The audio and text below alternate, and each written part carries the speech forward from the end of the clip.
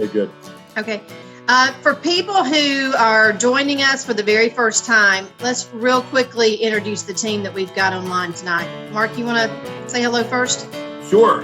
My name's Mark Nichols. I'm a VP of Sales and Marketing for both the O2IS and the Organic Sand team. And then you have Tom Wood. And Tom, you want to introduce yourself? Yeah, I guess we got the name out of the way. Tom Wood. I lived farm, grew up here in eastern Idaho. Just Rexburg is the closest town to where we're at here. So I kind of help Mark here run the show in the West. I've been with the team here for several years now. So, yep, they were hard up for help. And literally behind the scenes, I'm Kelly, and I've been with the team for many, many years. Truly behind the scenes, helping with all things marketing. So I think you're coming up on 10 years, Kelly, just to let you know. I know. I think that we're going to have a party for that. Everybody laughs. I'll bet Andre will cook. Sounds like a plan. So let's jump right in and let's hit tonight's topic. And tonight's topic I wanted to talk about is frequently asked questions. So if you've received 50 calls in the last month or whatever, you define the time span. But for somebody who's learning more about our products. I'll go first. Okay. I think the most frequently questions I've had, not in the last month, so to speak, that last month has covered a lot of different temperature spans, but coming into fall, I've been asked by a lot of guys if they should go ahead and treat either their fallow fields or their cover crops, being that they used this starting in the beginning of the season all the way through the season, and then they want to know if they should do an application to go over winter, whether it's with the O2, the O1, or with the Nemasand. And I gracefully say, not just because we appreciate the extra revenue, but it's definitely good for the crops because it's going to definitely make whatever they do early in the spring, it's going to make it jump. It's going to make all the chitin-lytic organisms, chitin-lytic bacteria, chitin-lytic proteins, all the chitin-lytic things in the soils jump as soon as they're hit. What do you think about that, Tom? Yes, absolutely. And in particular, the one crop that we started to discuss this exact topic this time of year is alfalfa. And that is the one in particular that if you're only going to make one application for the season, I like to see that one done in the fall. As soon as you're done with third, fourth, fifth cutting, wherever you're at, when you're done and shut down for the year, your last irrigation something or put the spray out across the field. Why? The last application here in the fall kind of sets the stage for, we see a little more usually vigorous green up in the springtime if that's been done. So like I say, with alfalfa in particular, I like to see one in the fall and then another one after in between first cutting and second cutting of, next season. And then we can kind of sit back and see what the results are and play it by ear from there. But yeah, no, I definitely agree that the late fall application certainly helps set the stage for springtime. Yep, that's what I've been telling the guys in whole form. Just love to see it go out. And then the other one, before I turn it over to Tom, the other one that I frequently get is the guys are always asking me, and it doesn't matter. I was recently blessed with the ability to drive all the way around the entire country and work with all of our distributors basically nationwide. And they're all always asking the question because we have on all of our data and on all of our rate lists that our rate is 1 pint per acre. And we are not going to differ off of that 1 pint per acre. That's a given. A little bit different with our AgriQ product. That can go, 2, 4, 6, 8, 10 ounces per acre, whatever works best for you. We won't get into that right now. But on our regular basic products, everybody is asking about rates. We do not differentiate and we do not allow, from our standpoint, for anybody to go less than full rate, which is 16 ounces per acre. And that is one of the most frequently asked questions I get because we are not inexpensive. And guys are wanting to go out with 8 ounces, 10 ounces, 12 ounces. They're all human beings and they all have the freedom to do whatever they wish. But from our standpoint, 16 ounces. There you go, Tom. I'll run with it. Yeah, no, absolutely. There's certainly, even though we deal basically in the adjuvant realm, the aspects of this compound and this particular formulation of our product, if anybody's not familiar with chitosan, why You know, again, I tell people all the time, do some Googling, Kaitazan and agriculture, just start doing some reading, and then understand that the formulation that we have is rather unique in this marketplace. And we certainly see a kind of a slide scale of efficacy based on the rates that are put out. And the 1 pint rate, certainly, we don't necessarily need to go more than that. We seem to, the scale of economic return kind of falls off, and we start going above a pint per acre. There are instances where we will go more than a pint per acre, depending on, what effect we're trying to achieve there.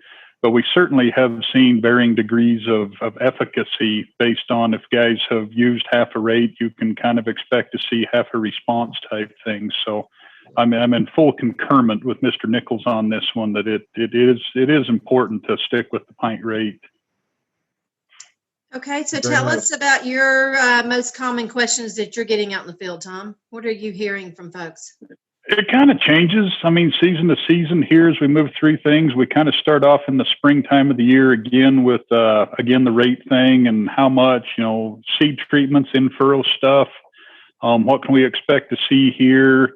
There again, virtually in every crop that I've had an experience with now, that either late fall application or the first one in the springtime, possibly even, going in with a seed treatment, accompanying a seed treatment protocol there, sets the stage for the whole season. We will see, again, if you're only going to make one application per year, do it in the springtime.